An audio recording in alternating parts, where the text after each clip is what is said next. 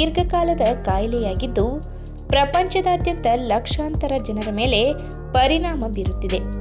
ಮಧುಮೇಹಕ್ಕೆ ಸಾಕಷ್ಟು ಔಷಧಿಗಳಿದ್ದರೂ ಅದರ ಜೊತೆ ಆರೋಗ್ಯಕರ ಜೀವನ ಶೈಲಿ, ಸರಿಯಾದ ಪೋಷಣೆ ಮತ್ತು ನಿಯಮಿತ ವ್ಯಾಯಾಮದೊಂದಿಗೆ ಮಧುಮೇಹವನ್ನು ಕಂಟ್ರೋಲ್ನಲ್ಲಿ ಇಡಬಹುದು. ಕೆಲವೊಂದು ಆಯುರ್ವೇದದ ಗಿಡಮೂಲಿಕೆಗಳನ್ನು ಪ್ರಯತ್ನಿಸುವುದರ ಮೂಲಕ ರಕ್ತದಲ್ಲಿನ ಸಕ್ಕರೆಯ ಮಟ್ಟವನ್ನು ನಿಯಂತ್ರಿಸಬಹುದು. ಆಯುರ್ವೇದ ವೈದ್ಯರ ಪ್ರಕಾರ ಆಯುರ್ವೇದ ಗಿಡಮೂಲಿಕೆಗಳು ರಕ್ತದಲ್ಲಿನ ಸಕ್ಕರೆಯನ್ನು ನಿಯಂತ್ರಿಸುವ ಸಾಮರ್ಥ್ಯಕ್ಕಾಗಿ ಮನ್ನಣೆಯನ್ನು ಗಳಿಸಿವೆ ಮತ್ತು ಸಾಂಪ್ರದಾಯಿಕ ಚಿಕಿತ್ಸೆಗಳಿಗೆ ಅಮೂಲ್ಯವಾದ ಪೂರಕಗಳಾಗಿ ಕಾರ್ಯನಿರ್ವಹಿಸುತ್ತವೆ. ಮಧುಮೇಹದ ನೈಸರ್ಗಿಕ ನಿರ್ವಹಣೆಗಾಗಿ ಆಯುರ್ವೇದದ ಗಿಡಮೂಲಿಕೆಗಳ ಬಗ್ಗೆ ಇವತ್ತಿನ ವಿಡಿಯೋ ಮುಖಾಂತರ ತಿಳಿದುಕೊಳ್ಳೋಣ. ಅದಕ್ಕಿಂತ ಮುಂಚೆ ನೀವಿನ್ನೂ ನನ್ನ ಚಾನಲ್ಗೆ ಸಬ್ಸ್ಕ್ರೈಬ್ ಆಗಿಲ್ಲ ಅಂದರೆ ಪ್ಲೀಸ್ ಸಬ್ಸ್ಕ್ರೈಬ್ ಮಾಡ್ಕೊಳ್ಳಿ, ಹಾಗೆ ಪಕ್ಕದಲ್ಲಿ ಇರುವಂತಹ ಬೆಲ್ ಐಕಾನ್ನ ಕ್ಲಿಕ್ ಮಾಡಿ. ನೇರಳೆ ಹಣ್ಣು ಹೈಪೋಗ್ಲೈಸೆಮಿಕ್ ಪರಿಣಾಮಗಳನ್ನು ಹೊಂದಿದೆ. ಇದು ರಕ್ತದಲ್ಲಿನ ಸಕ್ಕರೆಯ ಮಟ್ಟವನ್ನು ಕಡಿಮೆ ಮಾಡಲು ಸಹಾಯ ಮಾಡುತ್ತದೆ. ಇದು ಆಂಥೋಸಯಾನಿನ್ಗಳು, ಎಲಾಜಿಕ್ ಆಮ್ಲ ಮತ್ತು ಪಾಲಿಫಿನಾಲ್ಗಳಂತಹ ಜೈವಿಕ ಸಕ್ರಿಯ ಸಂಯುಕ್ತಗಳನ್ನು ಹೊಂದಿರುತ್ತದೆ. ಇದು ಪ್ರಕ್ರಿಯೆಗೆ ಮತ್ತಷ್ಟು ಸಹಾಯ ಮಾಡುತ್ತದೆ. ನೇರಳೆ ಹಣ್ಣು ಅಥವಾ ಅದರ ರಸದ ಸೇವನೆಯು ರಕ್ತದಲ್ಲಿನ ಗ್ಲೂಕೋಸ್ ಮಟ್ಟವನ್ನು ನಿಯಂತ್ರಿಸಲು ಸಹಾಯ ಮಾಡುತ್ತದೆ. ಇನ್ಸುಲಿನ್ ಸೂಕ್ಷ್ಮತೆಯನ್ನು ಸುಧಾರಿಸುತ್ತದೆ ಮತ್ತು ಮಧುಮೇಹದ ತೊಡಕುಗಳ ಅಪಾಯವನ್ನು ಕಡಿಮೆ ಮಾಡುತ್ತದೆ. ಇದರ ಹೆಚ್ಚಿನ ಆಹಾರದ ಫೈಬರ್ ಅಂಶವು ಸಕ್ಕರೆಯ ಹೀರಿಕೊಳ್ಳುವಿಕೆಯನ್ನು ನಿಧಾನಗೊಳಿಸುತ್ತದೆ, ಉತ್ತಮ ಗ್ಲೈಸೆಮಿಕ್ ನಿಯಂತ್ರಣವನ್ನು ಉತ್ತೇಜಿಸುತ್ತದೆ. ಸಮತೋಲಿತ ಆಹಾರದಲ್ಲಿ ನೇರಳೆ ಹಣ್ಣು ಸೇರಿಸುವುದರಿಂದ ಮಧುಮೇಹವನ್ನು ಪರಿಣಾಮಕಾರಿಯಾಗಿ ನಿರ್ವಹಿಸಬಹುದು. ಇನ್ನು ಹಾಗಲಕಾಯಿಯನ್ನು ಆಯುರ್ವೇದದಲ್ಲಿ ಮಧುಮೇಹ ವಿರೋಧಿ ಗುಣಲಕ್ಷಣಗಳಿಗಾಗಿ ಬಳಸಲಾಗುತ್ತದೆ. ನಿಮಗೆ ಗೊತ್ತಿರಬಹುದು, ಮಧುಮೇಹಿಗಳಿಗೆ ಹಾಗಲಕಾಯಿ ಜ್ಯೂಸ್ ಸೇವನೆ ಒಳ್ಳೆಯದು ಎನ್ನಲಾಗುತ್ತದೆ. ಇದು ಪಾಲಿಪೆಪ್ಟೈಡ್ ಪಿ ಎಂಬ ಇನ್ಸುಲಿನ್ ತರಹದ ಸಂಯುಕ್ತವನ್ನು ಹೊಂದಿರುತ್ತದೆ. ಇದು ರಕ್ತದಲ್ಲಿನ ಸಕ್ಕರೆಯ ಮಟ್ಟವನ್ನು ಕಡಿಮೆ ಮಾಡಲು ಸಹಾಯ ಮಾಡುತ್ತದೆ. ಹಾಗಲಕಾಯಿಯು ಗ್ಲೂಕೋಸ್ ಬಳಕೆಯನ್ನು ಸುಧಾರಿಸಲು ಮತ್ತು ಇನ್ಸುಲಿನ್ ಸ್ರವಿಸುವಿಕೆಯನ್ನು ಉತ್ತೇಜಿಸಲು ಸಹಾಯ ಮಾಡುತ್ತದೆ.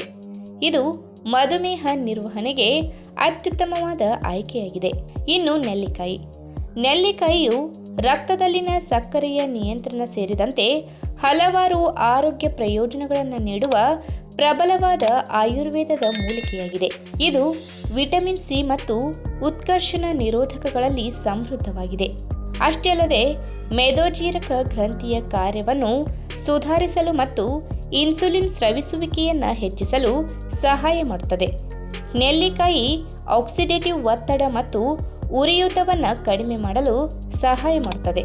ಇನ್ನು ಅಮೃತಬಳ್ಳಿ ಇನ್ಸುಲಿನ್ ಸ್ರವಿಸುವಿಕೆಯನ್ನು ಉತ್ತೇಜಿಸುವ ಮೂಲಕ ಮತ್ತು ಇನ್ಸುಲಿನ್ ಸೂಕ್ಷ್ಮತೆಯನ್ನು ಸುಧಾರಿಸುವ ಮೂಲಕ ಹೈಪೋಗ್ಲೈಸೆಮಿಕ್ ಪರಿಣಾಮಗಳನ್ನು ಪ್ರದರ್ಶಿಸುತ್ತದೆ. ರಕ್ತದಲ್ಲಿನ ಸಕ್ಕರೆಯ ಮಟ್ಟವನ್ನು ನಿಯಂತ್ರಿಸಲು ಕೂಡ ಸಹಕಾರಿಯಾಗಿದೆ. ಅದರ ಉರಿಯೂತದ ಗುಣಲಕ್ಷಣಗಳು ಉರಿಯೂತವನ್ನು ಕಡಿಮೆ ಮಾಡುತ್ತದೆ ಮತ್ತು ಇನ್ಸುಲಿನ್ ಸೂಕ್ಷ್ಮತೆಯನ್ನು ಹೆಚ್ಚಿಸುತ್ತದೆ.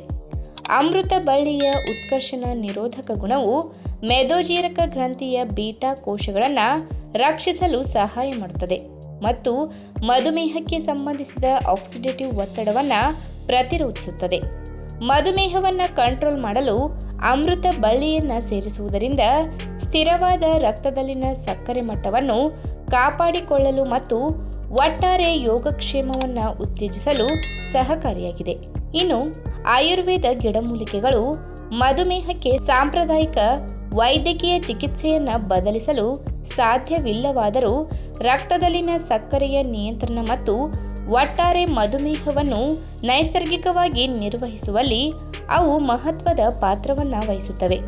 ಈ ಎಲ್ಲ ಗಿಡಮೂಲಿಕೆಗಳು ಇನ್ಸುಲಿನ್ ಸೂಕ್ಷ್ಮತೆಯನ್ನು ಸುಧಾರಿಸುವುದರಿಂದ ಆಕ್ಸಿಡೇಟಿವ್. ನಮಸ್ಕಾರ ಸ್ನೇಹಿತರೆ, ನಮ್ಮ ಮೇದೋಜೀರಕ ಗ್ರಂಥಿ ಸಾಕಷ್ಟು ಪ್ರಮಾಣದ ಇನ್ಸುಲಿನ್ ಉತ್ಪಾದಿಸದಿದ್ದರೆ ಅಥವಾ ಉತ್ಪಾದಿಸಿದ ಇನ್ಸುಲಿನ್ ಅನ್ನು ಬಳಸಿಕೊಳ್ಳದೆ ಹೋದರೆ ಮಧುಮೇಹ ಎದುರಾಗುತ್ತದೆ. ಭಾರತದಲ್ಲಿ 10.1 ಕೋಟಿ ಮಧುಮೇಹಿಗಳಿದ್ದಾರೆ. ಇವರಿಗೆ ಔಷಧಿಗಳು, ವ್ಯಾಯಾಮ ಮತ್ತು ಜೀವನ ಕ್ರಮದಲ್ಲಿ ಬದಲಾವಣೆಯ ಸಹಿತ ಆಹಾರ ಕ್ರಮದಲ್ಲಿಯೂ ಕೆಲವು ಬದಲಾವಣೆಗಳು ಬೇಕಾಗುತ್ತವೆ. ವಿಶೇಷವಾಗಿ ಸಮತೋಲಿತ ಆಹಾರ ರಕ್ತದಲ್ಲಿ ಸಕ್ಕರೆಯ ಮಟ್ಟವನ್ನು ನಿಯಂತ್ರಣದಲ್ಲಿರಿಸಲು ಮುಖ್ಯವಾಗಿದೆ.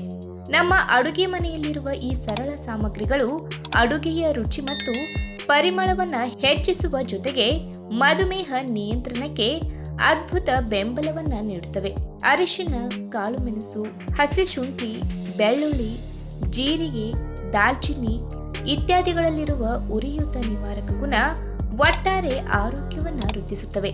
ಹಾಗಾದರೆ ಮಧುಮೇಹವನ್ನು ನಿಯಂತ್ರಣ ಮಾಡುವ ಕೆಲವು ಮಸಾಲೆ ಪದಾರ್ಥಗಳ ಬಗ್ಗೆ ಇವತ್ತಿನ ವಿಡಿಯೋ ಮುಖಾಂತರ ತಿಳಿದುಕೊಳ್ಳೋಣ. ಅದಕ್ಕೂ ಮುನ್ನ ನೀವಿನ್ನೂ ನಮ್ಮ ಚಾನಲ್ಗೆ ಸಬ್ಸ್ಕ್ರೈಬ್ ಆಗಿಲ್ಲ ಅಂದರೆ ಪ್ಲೀಸ್ ಸಬ್ಸ್ಕ್ರೈಬ್ ಮಾಡ್ಕೊಳ್ಳಿ, ಹಾಗೆ ಪಕ್ಕದಲ್ಲೇ ಇರುವಂತಹ ಬೆಲ್ ಐಕನ್ನ ಕ್ಲಿಕ್ ಮಾಡಿ. ಮೊದಲನೇದಾಗಿ ಮೆಂತೆ. ಇದು ಉತ್ತಮ ಮೂತ್ರವರ್ಧಕವಾಗಿದ್ದು ರಕ್ತದಲ್ಲಿ ಸಕ್ಕರೆಯ ಮಟ್ಟವನ್ನು ನಿಯಂತ್ರಿಸಲು ನೆರವಾಗುತ್ತದೆ. ಅಲ್ಲದೆ ಇದರಲ್ಲಿ ಅಧಿಕವಾಗಿರುವ ನಾರಿನಾಂಶ ಜೀರ್ಣಕ್ರಿಯೆಯನ್ನು ನಿಧಾನಗೊಳಿಸಿ ರಕ್ತಕ್ಕೆ ಬಿಡುಗಡೆಯಾಗುವ ಸಕ್ಕರೆಯ ಪ್ರಮಾಣವನ್ನು ನಿಧಾನಗೊಳಿಸುತ್ತದೆ. ಇದರಲ್ಲಿರುವ ಕರಗುವ ನಾರುಗಳು ಸಕ್ಕರೆಯ ಪ್ರಮಾಣವನ್ನು ಕಡಿಮೆ ಮಾಡುವ ಮೂಲಕ ಇನ್ಸುಲಿನ್ ಸಹಿಷ್ಣುತೆಯನ್ನು ಹೆಚ್ಚಿಸುತ್ತದೆ. ಜೊತೆಗೆ ಇದರಲ್ಲಿರುವ ಪೋಷಕಾಂಶಗಳು ಮಧುಮೇಹಿಗಳಿಗೆ ಸೂಕ್ತವಾದ ಆಹಾರಗಳಾಗಿವೆ.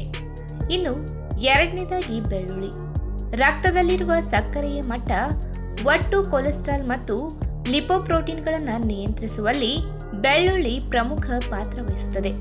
ಇದರಲ್ಲಿರುವ ಆಲಿಸಿನ್ ಎಂಬ ಜೈವಿಕ ಕ್ರಿಯಾತ್ಮಕ ಸಂಯುಕ್ತ ಮೇದೋಜೀರಕಾಂಗದ ಬೀಟಾ ಜೀವಕೋಶಗಳ ಸ್ರವಿಕೆಯ ಮೇಲೆ ಪರಿಣಾಮ ಬೀರುತ್ತದೆ ಮತ್ತು ಇನ್ಸುಲಿನ್ ಸ್ರವಿಸುವಂತೆ ಪ್ರಚೋದಿಸುತ್ತದೆ. ಬೆಳ್ಳುಳ್ಳಿಯನ್ನ ನಿತ್ಯದ ಖಾದ್ಯಗಳ ಅಂಗವಾಗಿಸುವ ಜೊತೆಗೆ ಬೆಳ್ಳುಳ್ಳಿ ಕುದಿಸಿದ ನೀರನ್ನ ಕುಡಿಯಬಹುದು. ಇನ್ನು ದಾಲ್ಚಿನ್ನಿ. ಇದು ಕೂಡ ಕೊಂಚ ಸಿಹಿಯಾಗಿರುವ ಕಾರಣ ಇದನ್ನು ಮಧುಮೇಹಿಗಳು ತಾವು ಸೇವಿಸುವ ಆಹಾರದಲ್ಲಿ ಸಕ್ಕರೆಗೆ ಬದಲಿಯಾಗಿ ಬಳಸಬಹುದು. ವಿಶೇಷವಾಗಿ ಟೈಪ್ 2 ಮಧುಮೇಹಿಗಳು ಸಕ್ಕರೆಯ ಬದಲಾಗಿ ದಾಲ್ಚಿನ್ನಿ ಪುಡಿಯನ್ನು ಸೇವಿಸಿದಾಗ ಅವರ ರಕ್ತದಲ್ಲಿ ಸಕ್ಕರೆಯ ಮಟ್ಟ ಗಮನಾರ್ಹವಾಗಿ ಕಡಿಮೆಯಾಗಿರುವುದು ಕಂಡುಬಂದಿದೆ. ಇನ್ನು ಹಸಿ ಶುಂಠಿ. ವಿಶೇಷವಾಗಿ ಟೈಪ್ 2 ವಿಧದ ಮಧುಮೇಹಿಗಳಿಗೆ ಹಲವು ರೀತಿಯಲ್ಲಿ ನೆರವನ್ನು ನೀಡುತ್ತದೆ. ಹಸಿ ಶುಂಠಿಯಲ್ಲಿರುವ ಜಿಂಜರಾಲ್ ಎಂಬ ಜೈವಿಕ ಕ್ರಿಯಾತ್ಮಕ ಸಂಯುಕ್ತ ಹಲವಾರು ದೈಹಿಕ ಮತ್ತು ಔಷಧೀಯ ಪರಿಣಾಮಗಳನ್ನು ಹೊಂದಿದೆ. ಇದು ಕಿಣ್ವಗಳ ಜೀವರಾಸಾಯನಿಕ ಕ್ರಿಯೆಯನ್ನು ನಿಯಂತ್ರಣ ಮಾಡುತ್ತದೆ ಮತ್ತು ಉರಿಯೂತ ನಿವಾರಕ ಗುಣಗಳನ್ನು ಉತ್ತಮಗೊಳಿಸುತ್ತದೆ. ಇನ್ಸುಲಿನ್ ಬಿಡುಗಡೆ ಮತ್ತು ಪ್ರಕ್ರಿಯೆಯನ್ನು ಉತ್ತೇಜಿಸುತ್ತದೆ. ಮಧುಮೇಹಿಗಳು ತಮ್ಮ ನಿತ್ಯದ ಆಹಾರಗಳಲ್ಲಿ ಹಸಿ ಶುಂಠಿಯನ್ನು ಸೇವಿಸುವ ಜೊತೆಗೆ ಇದನ್ನು ಕುದಿಸಿದ ಟೀಯನ್ನು ಕೂಡ ಕುಡಿಯಬಹುದು. ಇನ್ನು ಲವಂಗ. ಲವಂಗದಲ್ಲಿ ಪ್ರತಿಜೀವಕ, ಉರಿಯೂತ ನಿವಾರಕ, ಗುಣಪಡಿಸುವ ಮತ್ತು ಜೀರ್ಣಕಾರಕ ಗುಣಗಳಿವೆ. ಇವೆಲ್ಲವೂ ಮಧುಮೇಹಿಗಳಿಗೆ ಅತಿ ಅಗತ್ಯವಾಗಿರುವ ಗುಣಗಳಾಗಿವೆ. ಜೊತೆಗೆ ಲವಂಗ ರಕ್ತದಲ್ಲಿನ ಸಕ್ಕರೆಯ ಮಟ್ಟವನ್ನು ಕಾಪಾಡಿಕೊಳ್ಳುತ್ತದೆ ಹಾಗೂ ಇನ್ಸುಲಿನ್ ಉತ್ಪಾದನೆಗೂ ಬೆಂಬಲ ನೀಡುತ್ತದೆ. ಇನ್ನು ಅರಿಶಿನ. ಅರಿಶಿನ ಇನ್ಸುಲಿನ್ ಸಹಿಷ್ಣುತೆಯನ್ನು ಹೆಚ್ಚಿಸುವ, ರಕ್ತದಲ್ಲಿ ಸಕ್ಕರೆಯ ಮಟ್ಟವನ್ನು ಕಡಿಮೆ ಮಾಡುವ ಮತ್ತು ಮಧುಮೇಹಕ್ಕೆ ಸಂಬಂಧಿಸಿದ ಉರಿಯೂತವನ್ನು ತಗ್ಗಿಸುವ ಗುಣವನ್ನು ಹೊಂದಿದೆ. ವಿಶೇಷವಾಗಿ ಅರಿಶಿನದಲ್ಲಿರುವ ಕರ್ಕ್ಯುಮಿನ್ ಎಂಬ ಪೋಷಕಾಂಶ ಮೇದೋಜೀರಕಾಂಗದ ಕಾರ್ಯವನ್ನು ಹೆಚ್ಚಿಸಿ ಗ್ಲೂಕೋಸ್ ಜೀವರಾಸಾಯನಿಕ ಕ್ರಿಯೆಯನ್ನು ನಿಯಂತ್ರಣ ಮಾಡುತ್ತದೆ. ಜೊತೆಗೆ ಪ್ರಮುಖ ಅಂಗಗಳು ಉತ್ಕರ್ಷಣಶೀಲ ಒತ್ತಡಗಳಿಗೆ ಒಳಗಾಗದಂತೆ ತಡೆಯುವ ಮೂಲಕ ಮಧುಮೇಹದಿಂದ ಎದುರಾಗುವ ಸಾಧ್ಯತೆಗಳನ್ನು ಕಡಿಮೆ ಮಾಡುತ್ತದೆ. ಹಾಗಾಗಿ ಮಧುಮೇಹ ಎದುರಾದ ಬಳಿಕ ಇದನ್ನು ಪೂರ್ಣವಾಗಿ ಗುಣಪಡಿಸಲು ಸಾಧ್ಯವಿಲ್ಲ. ಬದಲಿಗೆ ನಿಯಂತ್ರಣದಲ್ಲಿರಿಸಿ ಉತ್ತಮ ಜೀವನ ನಡೆಸಬಹುದು. ಹಾಗಾಗಿ ಇಂತಹ ಮಸಾಲೆ ಪದಾರ್ಥಗಳನ್ನು ನಿತ್ಯವೂ ಸೇವಿಸುವುದು ಒಳ್ಳೆಯದು. ಈ ವಿಡಿಯೋ ನಿಮಗೆ ಇಷ್ಟವಾದಲ್ಲಿ ತಪ್ಪದೆ ಲೈಕ್ ಮಾಡಿ, ಶೇರ್ ಮಾಡಿ, ಹಾಗೆ ನಿಮ್ಮ ಅನಿಸಿಕೆನ ಕಮೆಂಟ್ ಮೂಲಕ ತಿಳಿಸಿ.